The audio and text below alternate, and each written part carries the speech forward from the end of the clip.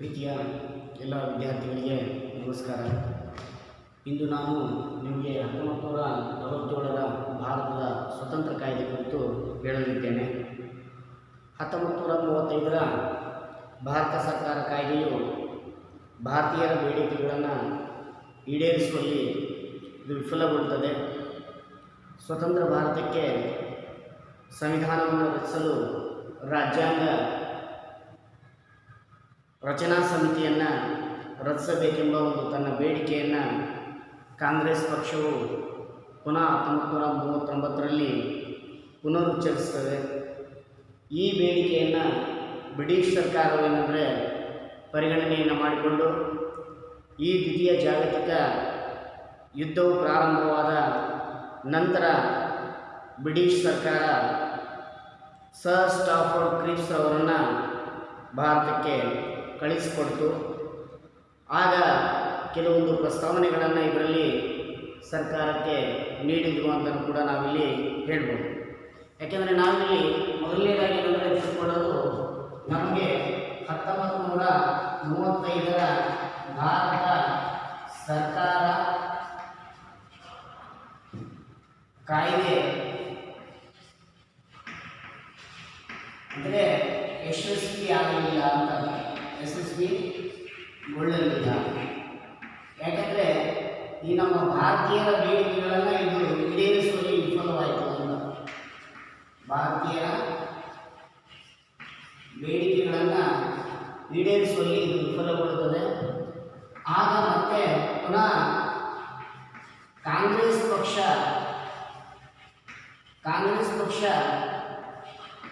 1939ರಲ್ಲಿ ಅಂದರೆ ಒಂದು ಸಂವಿಧಾನದ ರಾಜ್ಯಾಂಗ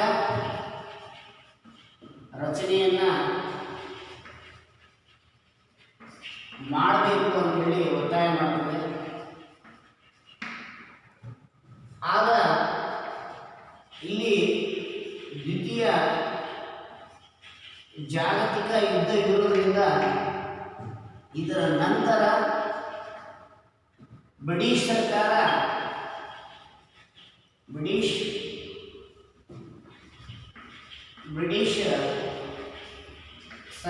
ಏನು ಮಾಡುತ್ತಂದರೆ ಸರ್ ಸ್ಟಾಫರ್ಡ್ ಕ್ರಿಪ್ಸ್ ಅವರನ್ನು ಕಳಿಸ್ಕೊಡ್ತಾರೆ. ಸರ್ ಸ್ಟಾಫರ್ಡ್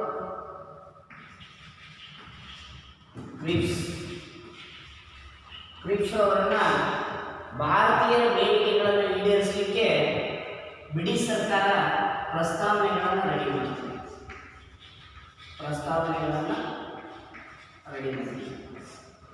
ಆ ಪ್ರಸ್ತಾವನೆಗಳಲ್ಲಿ ಏನಿರ್ತದಂದರೆ, ಮೊದಲನೇದಾಗಿ ಯುದ್ಧ ಮುಗಿದ ನಂತರ ಭಾರತಕ್ಕೆ ಸಂವಿಧಾನವನ್ನು ರಚಿಸಿಕೊಳ್ಳಲು ರಾಜ್ಯಾಂಗ ರಚನಾ ಸಮಿತಿಯನ್ನು ಸರ್ಕಾರ ರಚನೆ ಮಾಡಬೇಕು ಅಂತ ಹೇಳ್ತದೆ. ಅಂದರೆ ಈ ದ್ವಿತೀಯ ಜಾಗತಿಕ ಯುದ್ಧವಾದ ನಂತರ, ದ್ವಿತೀಯ ಜಾಗತಿಕ ಯುದ್ಧ ಮುಗಿದ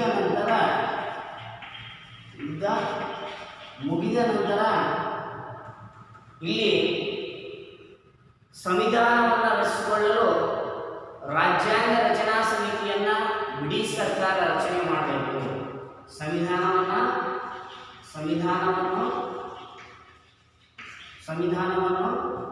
ರಚನೆಯನ್ನು ಮಾಡಲಿಕ್ಕೆ ರಾಜ್ಯಾಂಗ ರಚನಾ ಸಮಿತಿಯನ್ನು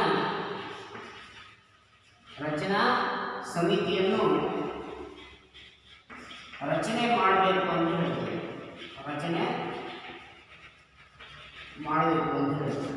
ಆಮೇಲೆ ಎರಡನೇ ಪ್ರಸ್ತಾವನೆಯಲ್ಲಿ ಏನು ಹೇಳುತ್ತೆ ಅಂದರೆ, ಭಾರತಕ್ಕೆ ಡೊಮಿನಿಯನ್ ಸ್ಥಾನಮಾನ ನೀಡಬೇಕು ಅಂತ ಹೇಳ್ತೀವಿ. ಭಾರತಕ್ಕೆ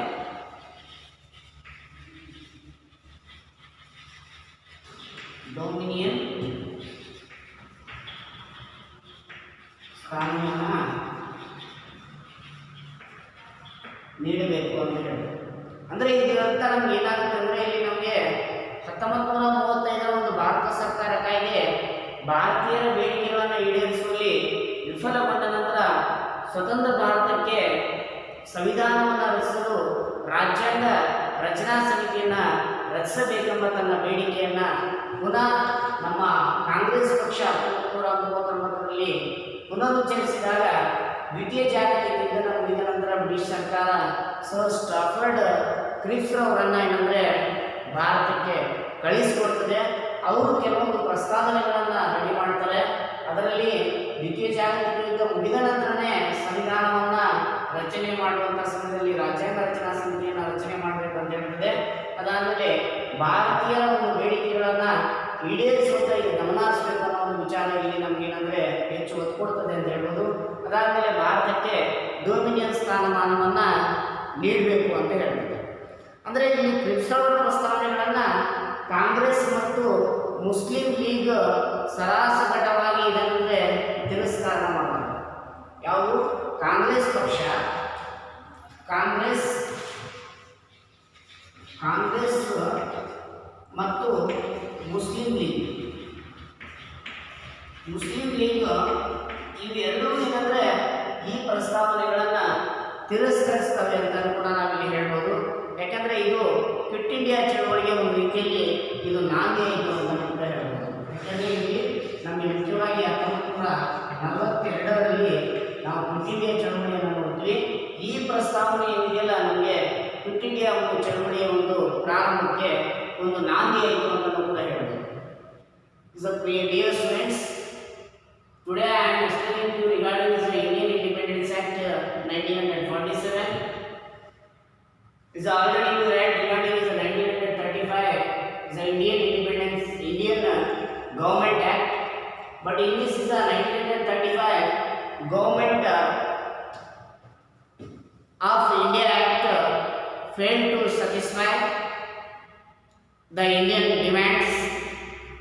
In 1939 the Congress reiterated its demand to form a constituent assembly to frame a constitution for free India.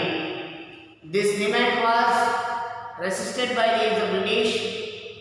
With the outbreak of Second World War, the British government sent here Sir Stafford Cripps. Here already I have written in Kannada, but in English Sir Stafford Cripps. The British government has sent to India, which are the demands has to fulfill our Indians. Here is Sir Stafford Cripps to India in 1942. Then when Japan just entered the war, the Indian National Congress was opposed to extend any help. The British realized the importance of India for committing to Japan to achieve the Indian operation. He proposed the formation of Constituent Assembly to frame the Constitution and provide dominion status to India at the end of war. Here, Sir Stafford Cripps, when he came, he has started his preambles. In this, which are being after the completion of the Second World War, we will give the preference for that is the Constituent Assembly in India. Then second one, dominion status also will be giving for consisting to Indians like he said. But this one here, Muslim League and Congress party, it was were not accepted this one. ಯಾಕಂದರೆ ಇದು ಏನಂದರೆ ಇದನ್ನು ನಿರಾಕರಿಸಿದ್ರು ಈ ಪ್ರಸ್ತಾವನೆಗಳನ್ನು ಅಂತ ಹೇಳಿ ನಾವಿಲ್ಲಿ ನೋಡ್ಬೋದು. ಯಾಕಂದರೆ ಇಲ್ಲಿ ನಮಗೆ ಇವರ ನಡುವೆ ಇಂಗ್ಲೆಂಡಿನಲ್ಲಿ ಚುನಾವಣೆಗಳು ನಡೆದಿರ್ತಕ್ಕಂಥ ಒಂದು ಲೇಬರ್ ಪಕ್ಷ ನಿಚ್ಚಳ ಬಹುಮತದಿಂದ ಅಧಿಕಾರಕ್ಕೆ ಬಂದಿತು. ಚರ್ಚಿಲ್ ಅವರ ಸ್ಥಾನದಲ್ಲಿ ಕ್ಲೈಮೆಂಟ್ ಅಟ್ಲೆ ಪ್ರಧಾನಮಂತ್ರಿಯಾಗಿ ಅಧಿಕಾರವನ್ನು ಸ್ವೀಕರಿಸಿದರು. ಭಾರತದ ಸಮಸ್ಯೆಯನ್ನು ಪರಿಹರಿಸುವಲ್ಲಿ ಲೇಬರ್ ಪಕ್ಷವು ಸಹ ಪ್ರಾಮಾಣಿಕತೆಯಿಂದ ಪ್ರಯತ್ನಿಸಿತು ಅಂತ ಹೇಳ್ಬೋದು. ಭಾರತದ ಬಿಕ್ಕಟ್ಟನ್ನು ಬಗೆಹರಿಸಲಿಕ್ಕೆ 1946ರಲ್ಲಿ ಕ್ಯಾಬಿನೆಟ್ ಮಿಷನ್ ಕಳುಹಿಸಿದಾಗಿ ಕೂಡ ಇಲ್ಲಿ ಘೋಷಣೆ ಘೋಷಣೆಯನ್ನು ಮಾಡುತ್ತದೆ. ಆದರೆ ಕ್ಯಾಬಿನೆಟ್ ಮಿಷನ್ ಪ್ಲಾನ್ ದೇಶವನ್ನು ಭಾರತ ಮತ್ತು ಪಾಕಿಸ್ತಾನವನ್ನಾಗಿ ವಿಭಜಿಸಲು ಶಿಫಾರಸು ಮಾಡಲಿಲ್ಲ. ಹೀಗಾಗಿ ಇದನ್ನು ಮುಸ್ಲಿಂ ಲೀಗ್ ಇದನ್ನು ತಿರಸ್ಕರಿಸಿತು ಅಂತಲೂ ಕೂಡ ನಾವು ಹೇಳ್ಬೋದು. ಯಾಕೆಂದರೆ ಇಲ್ಲಿ ಕಾಂಗ್ರೆಸ್ ಮತ್ತು ಮುಸ್ಲಿಂ ಲೀಗ್ ಇದು ಯಾಕೆ ತಿರಸ್ಕಾರ ಮಾಡಿದ್ರು ಅಂತ ನಾವು ನೋಡಿದಾಗ ಇಲ್ಲಿ ನಮಗೆ ಮುಖ್ಯವಾಗಿ ಏನಂದರೆ ಲೇಬರ್ ಪಕ್ಷ ಇಂಗ್ಲೆಂಡಿನಲ್ಲಿ ಒಂದು ನಿಚ್ಚಳ ಬಹುಮತದಿಂದ ಅಂದರೆ ಏನಪ್ಪ ಅಂದರೆ on the base of the majority ಈ ಪಕ್ಷ ಏನಂದರೆ ಅಧಿಕಾರಕ್ಕೆ ಬರ್ತದೆ. ಯಾಕಂದರೆ it will be getting the power in England. ಆದರೆ ಚರ್ಚಿಲ್ ಅವರ ಸ್ಥಾನದಲ್ಲಿ ಕ್ಲೈಮೇಟ್ ಅಟ್ಲೆ ಪ್ರಧಾನಮಂತ್ರಿಯಾಗಿ ಅಧಿಕಾರವನ್ನು ಸ್ವೀಕರಿಸ್ತಾರೆ ಅಂತ ಹೇಳ್ಬೋದು. When it was Churchill under that is a Churchill Clement Attlee I will be taking as a prime minister is a post in the time will be taking that post. ಅದಾದಮೇಲೆ ಭಾರತದ ಸಮಸ್ಯೆಯನ್ನು ಬಗೆಹರಿಸುವಲ್ಲಿ labour ಪಕ್ಷವು ಕೂಡ ಪ್ರಾಮಾಣಿಕತೆಯಿಂದ ಪ್ರಯತ್ನಿಸಿತು ಅಂತ ಹೇಳ್ಬೋದು. ಯಾಕೆಂದರೆ ನಮ್ಮ ಭಾರತೀಯ ಬೇಡಿಕೆಗಳನ್ನು ಈಡೇರಿಸುವಲ್ಲಿ ಇಂಗ್ಲೆಂಡಿನಲ್ಲಿ ಏನಂದರೆ ನಿಚ್ಚಳ ಬಹುಮತವನ್ನು ಪಡೆದಿರ್ತಕ್ಕಂಥ ಲೇಬರ್ ಪಕ್ಷ ನಮ್ಮ ಭಾರತೀಯ ಒಂದು ಬೇಡಿಕೆಗಳನ್ನು ಅಥವಾ ಸಮಸ್ಯೆಯನ್ನು ಪರಿಹರಿಸುವಲ್ಲಿ ಇದು ಒಂದು ಪ್ರಾಮಾಣಿಕತೆಯಿಂದ ಕೆಲಸವನ್ನು ನಿರ್ವಹಿಸಿಕೊಳ್ಳಲು ಕೂಡ ನಮಗೆ ಇಲ್ಲಿ ಮಾಹಿತಿಯನ್ನು ಕೊಡುತ್ತದೆ. ಭಾರತದ ಬಿಕ್ಕಟ್ಟನ್ನು ಬಗೆಹರಿಸಲು 1946ರಲ್ಲಿ ಕ್ಯಾಬಿನೆಟ್ ಮಿಷನ್ ಕೂಡ ಕಳಿಸಿದಾಗಿ ಘೋಷಣೆಯನ್ನು ಮಾಡುತ್ತದೆ. ಯಾಕೆಂದರೆ ಏನಂದರೆ ಕಾಂಗ್ರೆಸ್ ಮತ್ತು ಮುಸ್ಲಿಂ ಲೀಗ್ ನಡುವೆ ನಡೆದಿರ್ತಕ್ಕಂಥ ಏನಂದರೆ ಮುಖ್ಯವಾಗಿ ನಾವಿಲ್ಲಿ ಮೊದಲನೇ ಪಾಯಿಂಟ್ ಏನಂದರೆ ಇಂಗ್ಲೆಂಡ್ನಲ್ಲಿ ನಡೆದಿರುವಂಥ ಒಂದು ಲೇಬರ್ ಪಕ್ಷವನ್ನು ನೋಡ್ಬೋದು. ಲೇಬರ್ ಪಾರ್ಟಿ ಅಂತ ಕರಿತೀವಿ, ಇದನ್ನು ಲೇಬರ್ ಪಾರ್ಟಿ ಅಂತ ಕರಿತೀವಿ. ಈ ಲೇಬರ್ ಪಾರ್ಟಿ ಏನಂದರೆ ಮುಖ್ಯವಾಗಿ ಭಾರತೀಯ ಬೇಡಿಕೆಗಳನ್ನು ಈಡೇರಿಸುವಲ್ಲಿ ಇದು ಹೆಚ್ಚು ಒತ್ತನ್ನು ಕೊಟ್ಟು ಅಂತ ಹೇಳ್ಬೋದು. ಅದಾದಮೇಲೆ ಇಲ್ಲಿ ಚರ್ಚಿಲ್ ಅವರ ನೇತೃತ್ವದಲ್ಲಿ ಚರ್ಚಿಲ್ ಅವರ ಸ್ಥಾನದಲ್ಲಿ ಏನಂದರೆ ಕ್ಲೈಮೇಟ್ ಅಟ್ಲೆ ಅವರು ಏನಂದರೆ ಇಲ್ಲಿ ಮುಖ್ಯವಾಗಿ ಅಧಿಕಾರವನ್ನು ಪ್ರಧಾನಮಂತ್ರಿಯಾಗಿ ಅಧಿಕಾರವನ್ನು ಸ್ವೀಕರಿಸಿದ್ರು ಅಂತ ಹೇಳ್ಬೋದು. ಹಾಗಾಗಿ ಇಲ್ಲಿ ಒಟ್ಟಾರೆ ಲೇಬರ್ ಪಕ್ಷ ಪ್ರಾಮಾಣಿಕತೆಯಿಂದ ಪ್ರಯತ್ನವನ್ನು ಮಾಡಿದ ಮೇಲೆ ಭಾರತದ ಬಿಕ್ಕಟ್ಟನ್ನು ಬಗೆಹರಿಸಲಿಕ್ಕೆ 1946ರಲ್ಲಿ ಕ್ಯಾಬಿನೆಟ್ ಮಿಷನ್ ಪ್ಲಾನನ್ನು ಕೂಡ ಏನಂದರೆ ಇಲ್ಲಿ ಕಳುಹಿಸಿದಾಗಿ ಘೋಷಣೆಯನ್ನು ಮಾಡಿದ್ರು. Well in 1946 again has created the government as a central the government British government cabinet mission plan. Cabinet is a mission. Cabinet mission ಅಂದರೆ ಏನಂದರೆ ಕ್ಯಾಬಿನೆಟ್ ಮಿಷನ್ ಒಂದು ಪೂರ್ಣ ಅರ್ಥ ನಮಗೆ ಏನು ಕೊಡುತ್ತೆ ಅಂದರೆ ಕ್ಯಾಬಿನೆಟ್ ಅವರು ಕೂಡ ಒಂದು ಪೂರ್ಣ ಪ್ರಮಾಣದಲ್ಲಿ ಇಲ್ಲಿರುವಂಥ ಕೆಲವೊಂದು ವಿಚಾರಗಳನ್ನು ಆ ಒಂದು ಪ್ಲ್ಯಾನ್ನ ಏನಿದೆಯಲ್ಲ ದೇಶವನ್ನು ಭಾರತ ಮತ್ತು ಪಾಕಿಸ್ತಾನವನ್ನಾಗಿ ವಿಭಜಿಸಲಿಕ್ಕೆ ಶಿಫಾರಸು ಇದು ಮಾಡಲಿಲ್ಲ ಅಂತ ಹೇಳ್ಬೋದು. Cabinet mission plan it was not given is a permission to has to divide of India and the Pakistan. India and Pakistan.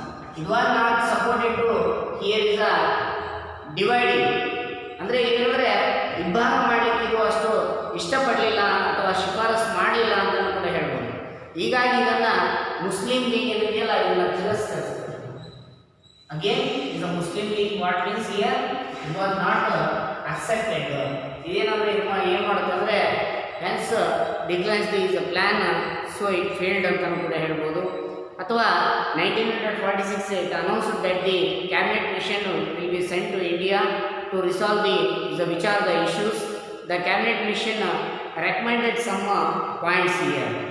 Cabinet mission also recommended some points. That one which one means here right now the cabinet mission consisting is a matter. I will draw this one.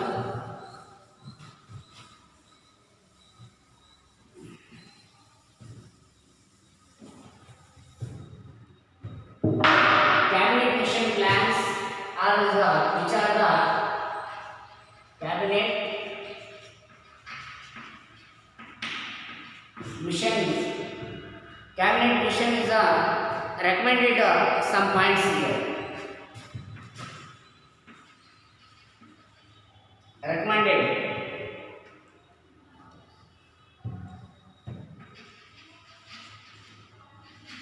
Recommended for some points.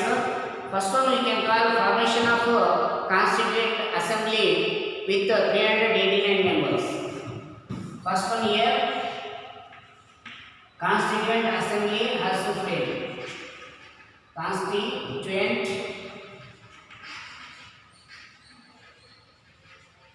Assembly 389 members. ಮೊದಲನೇದು ಏನಂದ್ರೆ ಈ cabinet mission ಒಂದು plan ಶಿಫಾರಸುಗಳು ಅಂತ ಕರಿತೀವಿ ನಾವು. ಶಿಫಾರಸುಗಳು ಏನಿದ್ದವಪ್ಪ ಯಾವ ಕ್ಯಾಬಿನೆಟ್ ಮಿಷನ್ ಪ್ಲಾನ್ ಶಿಫಾರಸುಗಳು. ಕ್ಯಾಬಿನೆಟ್ ಮಿಷನ್ ಪ್ಲಾನ್ ಶಿಫಾರಸು ಮೊದಲನೇದು ಇಲ್ಲಿ ನಮ್ಗೆ ಏನು ಅರ್ಥ ಕೊಡುತ್ತೆ ಅಂದರೆ ಇದು ನಮಗೆ ಮುಖ್ಯವಾಗಿ 389 ಸದಸ್ಯ ಬಲದೊಂದಿಗೆ ಸಂವಿಧಾನ ರಚನಾ ಸಭೆ ರಚನೆ. 389 ಸದಸ್ಯ ಬಲದೊಂದಿಗೆ ಸಂವಿಧಾನ ರಚನೆಯನ್ನು ಮಾಡಬೇಕು ಅಂತ ಹೇಳಿದ್ರು. ಇದು ಮೊದಲನೇ point.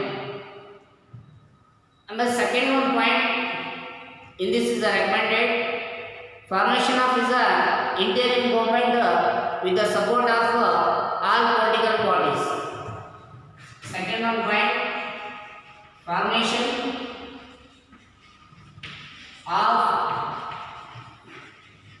interim government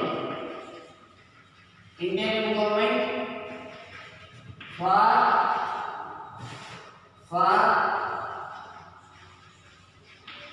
support of all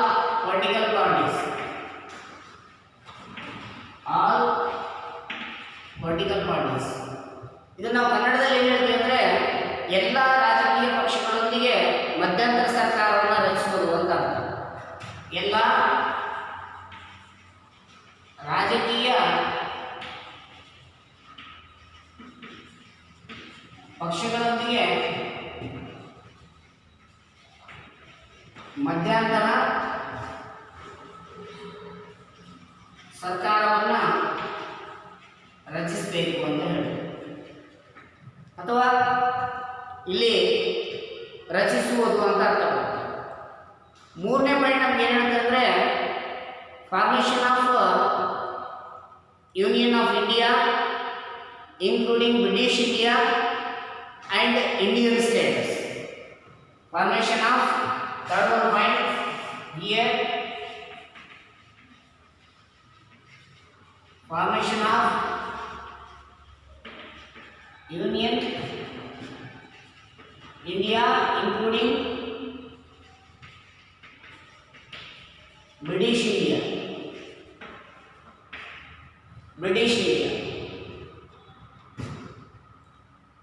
and Indian states and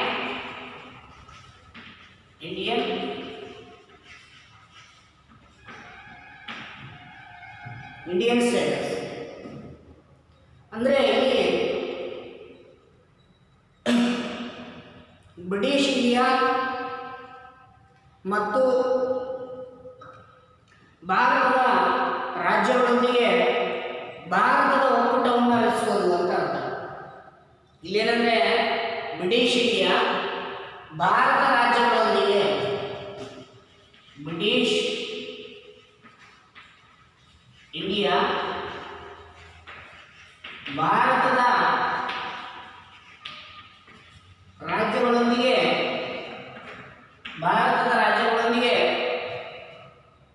ಭಾರತದ ಒಕ್ಕೂಟವನ್ನು ರಚಿಸುವುದು ಅಂತ ಅರ್ಥ. ಭಾರತದ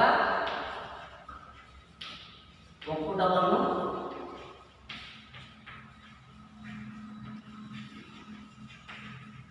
ರಚಿಸುವುದು ಅಂತ ಅರ್ಥ. ಅಂದರೆ ಇಲ್ಲಿ ಪ್ರತ್ಯೇಕ ಪಾಕಿಸ್ತಾನದ ರಚನೆ ಸಾಧ್ಯವಿಲ್ಲ ಎಂಬುದರ ಒಂದು ನಿರಾಕರಣೆ ನಮಗೆ ಇಲ್ಲಿ ಅರ್ಥ ಆಗ್ತದೆ ಕ್ಯಾಬಿನೆಟ್ ಮಿಷನ್ ಮುಖಾಂತರ. ಅಂದರೆ ಪ್ರತ್ಯೇಕ ಪಾಕಿಸ್ತಾನವನ್ನು ನಾವು ಮಾಡುವುದು ಸರಿಯಲ್ಲ ಅಂತ ಅರ್ಥ.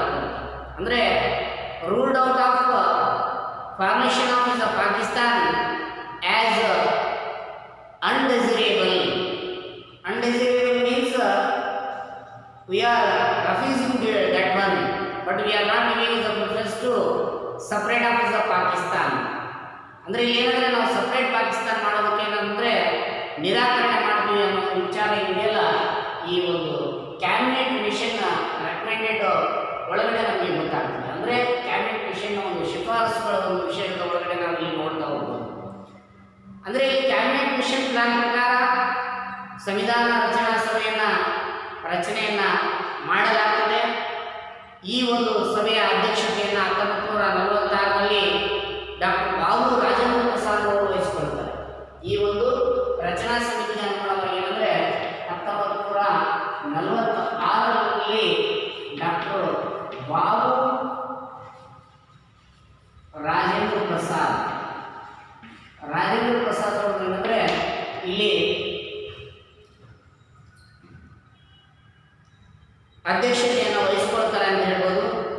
1947ರಲ್ಲಿ ಸಂವಿಧಾನ ಕರಡು ಸಮಿತಿ ಅಧ್ಯಕ್ಷತೆಯನ್ನ ಡಾಕ್ಟರ್ BR ಅಂಬೇಡ್ಕರ್ ಅವರು ವಹಿಸಿಕೊಳ್ತಾರೆ ಅಂತ ಕೂಡ ನಾವಿಲ್ಲಿ ನೋಡ್ಬೋದು. As per of the according to here it's a cabinet mission plan, recommendations of this cabinet mission, the constituent assembly was established president by Dr. Babu Rajendra Prasad from making the constitution. In 1947 drafting committee was set up by the Constituent Assembly under the chairmanship of Dr. B.R. Ambedkar. But ಇಲ್ಲಿ ಏನಂದ್ರೆ ನಿಮಗೆ drafting committee chairman ಯಾರಾಗಿದ್ರು ಅಂತ ಕೂಡ ಇಲ್ಲಿ ಪ್ರಶ್ನೆ ಕೇಳಬಹುದು. Drafting committee chairman ಯಾರಾಗಿದ್ರು ಅಂತ ಕೇಳಿದಾಗ ನಾವು ಆ ಸಮಯದಲ್ಲಿ ಏನಂದ್ರೆ ಡಾಕ್ಟರ್ B.R. ಅಂಬೇಡ್ಕರ್ ಅಂತ ಹೇಳಿ ನಾವು ಹೇಳಲಾಗ್ತದೆ. Doctor B.R. ಅಂಬೇಡ್ಕರ್ ಅಂತ ಹೇಳಿ ನಾವಿಲ್ಲಿ ತಿಳಿಸಲಾಗಿದೆ. Was selected in 1947. Drafting committee was set up by the Constituent Assembly under the chairmanship of Dr. B.R. Ambedkar ಅಂತಲೂ ಕೂಡ ನಾವಿಲ್ಲಿ ತಿಳ್ಕೊಳ್ಳಾಗ್ತದೆ. ಮುಂದಿನ ಒಂದು ಮಹತ್ವವಾದ ಹೆಜ್ಜೆ ಅಂದರೆ ಮೌಂಟ್ ಬ್ಯಾಟನ್ ಯೋಜನೆ ಅಂತ ನಾವು ನೋಡ್ತಾ ಹೋಗ್ಬೋದು. ಈ ಮೌಂಟ್ ಬ್ಯಾಟನ್ ಯೋಜನೆ ಬಗ್ಗೆ ನಾನು ಹೇಳ್ತಾ ಹೋದಾಗ ಇದು ಭಾರತಕ್ಕೆ ಅಧಿಕಾರ ಹಸ್ತಾಂತರಿಸಲು 1947ರಿಂದ ಲಾರ್ಡ್ ಮೌಂಟ್ ಬ್ಯಾಟನ್ ತಮ್ಮ ನಿಯೋಗದೊಂದಿಗೆ ಭಾರತಕ್ಕೆ ಭೇಟಿ ನೀಡುತ್ತಾರೆ. ದೇಶ ವಿಭಜನೆಯ ಆಧಾರದ ಮೇಲೆ ಕಾಂಗ್ರೆಸ್ ಮತ್ತು ಮುಸ್ಲಿಂ ಲೀಗ್ ನಡುವೆ ಒಪ್ಪಂದವನ್ನು ಏರ್ಪಡಿಸಿ ವಾಸ್ತವವಾಗಿ 1947ರ ಕಾಯ್ದೆಯು ಮೌಂಟ್ ಬ್ಯಾಟನ್ ಯೋಜನೆಯ ಒಂದು ವಿಸ್ತರಣೆಯಾಗಿದೆ ಅಂತ ಕೂಡ ನಮಗೆ ಇಲ್ಲಿ ಲಾಸ್ಟ್ ಕೊನೆಯದಾಗಿ ನಮಗೆ ಅರ್ಥವನ್ನು ನೀಡ್ತಾ ಹೋಗ್ತದೆ. ಯಾವುದು ಅಂದರೆ ಮೌಂಟ್ ಬ್ಯಾಟನ್ಗೆ ಸಂಬಂಧಪಟ್ಟ ಮೌಂಟ್ ಬ್ಯಾಟನ್ ಯೋಜನೆ ನಾವು ನೋಡ್ತಾ ಹೋದಾಗ ಇದು ಕೂಡ ಏನಂದರೆ 1947ರ ಭಾರತ ಸ್ವತಂತ್ರ ಕಾಯ್ದೆಗೆ ಕಾರಣವಾಗಿದೆ ಅಂತ ಕೂಡ ನಾವು ಹೇಳ್ಬೋದು. With the passage of this act, India and Pakistan became free nations. Independence of India is one of the greatest event of its history. INC means that one we can call Indian National Congress.